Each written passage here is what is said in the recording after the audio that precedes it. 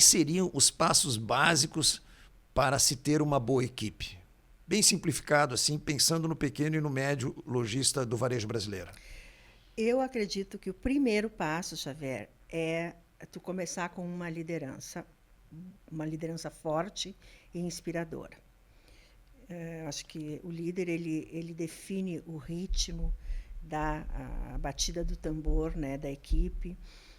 Ele que vai incentivar, estimular, motivar ou desmotivar as pessoas, né, no dia a dia. E, obviamente, que daí teriam algumas etapas para a gente refletir. Por exemplo, atração, Perfeito. alguns pilares que eu entendo que são fundamentais assim, para a gente escolher uma boa equipe. Atração, seleção e retenção. Eu acho que são 3 pilares assim, fundamentais. Quando tu pensa em atração, hoje não adianta só tu ficar no LinkedIn ou nas redes sociais, que são muito importantes e de uma grande ajuda, mas eu acho que se faz necessário também a gente estabelecer parcerias, né, com universidades, com cursos técnicos, com entidades, né, até com a igreja, por que não, né, se tu for Sim, parar para sim, pensar. eu já fiz isso. Sério? Já fiz isso, já fiz seleção começando por igrejas, Olha, as juventudes das igrejas. as juventudes das E tem, igrejas, tem, tem que são tido grandes algum. formadores de opinião, né? E eu tenho percebido que aparecem alguns talentos bons e eles vêm com uma bagagem de disciplina muito interessante. Olha, que interessante. Entendeu? E de várias, eu não estou nem falando de uma igreja ou de outra, eu estou falando de várias tendências de igreja.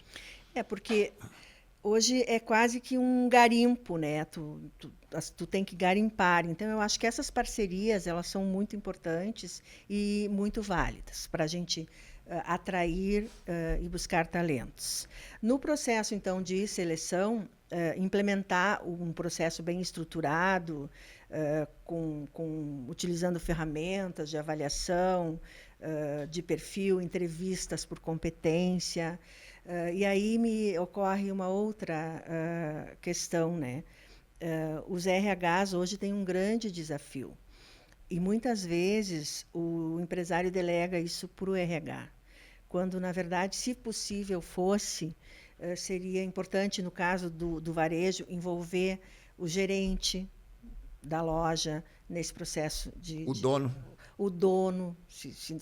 se não for possível o dono, o gerente, né, de cada loja nesse processo de seleção. Também acho fundamental assim que o próprio gerente tenha uma boa base de autoconhecimento de quem ele é, de como ele funciona, para que depois ele possa conhecer também os seus liderados, né? E eu acho que resumiria isso num conceito que eu gosto muito de trabalhar, que eu chamo de inteligência social, que é compreender a si mesmo, compreender o outro e valorizar essas diferenças. Para quê? Para fazer um time de complementariedade. É que nem um time de futebol, né? Tu precisa ter zagueiro, atacante, goleiro, mas tu precisa saber quem que vai vai ter mais sucesso ou vai se sentir mais confortável em cada uma dessas posições. E aí a gente passa para o terceiro pilar, que é a retenção, né? E quando tu fala de retenção, a gente já falou da necessidade de treinamentos, desenvolvimento, mas existe uma necessidade de manter constantemente esses treinamentos e de forma prática, rápida e prática. Objetivo, com pequenos, talvez, conteúdos, focando nas necessidades imediatas que a equipe tem para aumentar o potencial de vendas, né? Então, isso seria uma coisa, não sei o que tu pensa sobre isso, ou se tu gostaria de colocar eu concordo plenamente, inclusive quando tu falou agora de treinamento, nós usamos muito a prática, a cultura do microaprendizado, traduzindo para o logês, mas que o americano chama de microlearning, né?